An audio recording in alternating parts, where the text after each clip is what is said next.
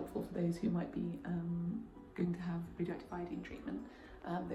You see that, so you come to the end of a ward and you get put in one of these rooms where no one else can come except for the staff when they come in. As you can see, my room at least is lovely and spacious. You have this, what they call a floppy barrier, and so when visitors come, they're allowed to stay on this side of the room, and then you have all of this side of the room. So you have a nice big spacious area to move around in your own ensuite. And for me at least, at the in Guildford, we have all this lovely window area and all this lovely decoration they've done since I came here 6 months ago, and there was no decoration, but now it's got this beautiful lavender vibe. And when I wake up, check this out, it's this gorgeous sunrise over a lavender field. Shortly, they'll be bringing the radioactive iodine in a tablet in a lead-lined box. I'll see if I'm allowed to take a little video of that so you can see. But the staff are lovely and they make you feel completely at ease. They give you an antiemetic, an anti-sickness just before the radiation.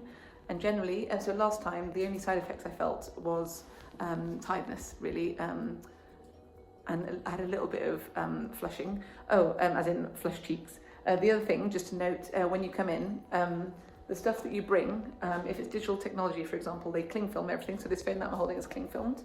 And also, I've got my laptop, and as you see, it's covered in cling film. The floor is covered in this special plastic wrap, and any clothes that you're bringing has to stay here to go on a hot wash and stay here for like a month. And so you bring the stuff you don't mind leaving for a month. Because they want to make sure it's safe for your nearest and dearest when you go home. So yeah, I brought my oldest clothes with me, and so I don't miss for 4 weeks. So for those wondering, it comes in this special box, and it comes out of there. And then when it comes out, oh no, it doesn't, it's over there. That's fine. That is what's going to read me, sorry. I'm just explaining. That's so okay. I've got a dummy one here if you want, so you can perfect, yep. There we go. And then that's the dummy one, so what's the real one? So the real one's in here, that's the radioactive one. This is a non-radioactive one that I can show Right, you. perfect. Thank you very much. That's right. Okay, not that. That is what's going to measure how radioactive I am afterwards. I should remember that from 6 months ago. Thanks.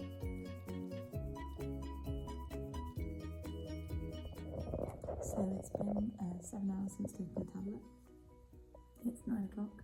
I'm feeling pretty fatigued. As far as side effects goes, it's the tiredness that's kicked in. Feeling a little bit nauseous, but not anything as bad as chemo. And just a bit of a burning sensation almost in my chest, but very mild. So I think I'm gonna have an early night and see how it all goes tomorrow. But hoping and praying it's all going well, and my body is taking up the radiation to destroy these cancer cells. Good morning, folks. Day 1 after taking the tablet. Didn't have the best night's sleep, unfortunately. Woke up a few times for who knows what noises, obviously, and being in a foreign bed, and there was a light on the ceiling that wouldn't switch off. There was like a little light, but woke up this morning not feeling the best, felt weird, wobbly, and just not myself. I don't remember feeling this weird last time.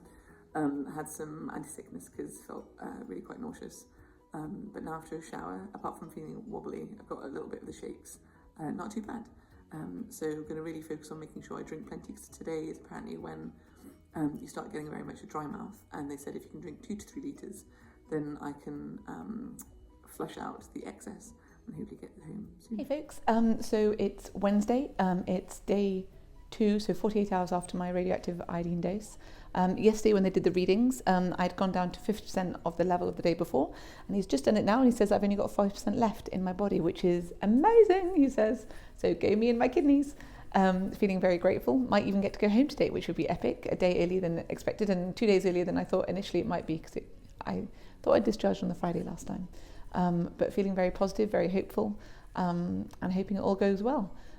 So fingers crossed. I'm delighted to say that I've actually been able to be discharged 28 hours earlier than expected. They said that my kidney function, as I said, is down to 5%.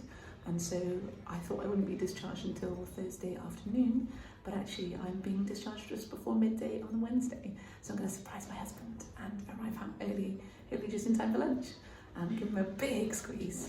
So really very grateful. Got home and I wanted to surprise my husband, but being the very efficient chap that he is, as I was literally driving down the road there where we live, I saw him coming out. I was like, oh, hi! So I wanted to surprise you.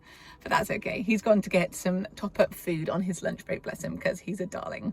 I wanted to make sure they're all fine. And I'm not supposed to be back till like this evening or tomorrow morning. I was going to be telling him at 2:30. So that's okay. I'll still get hugs when he gets back from the shop. So he'll be back in 20 minutes. I came home 28 hours earlier, as I said. And so now I get to hug my Hamsy earlier. He's just got back from the shops because the good boy, he went to do shopping. There he is. There's my husband. Yay! Surprise!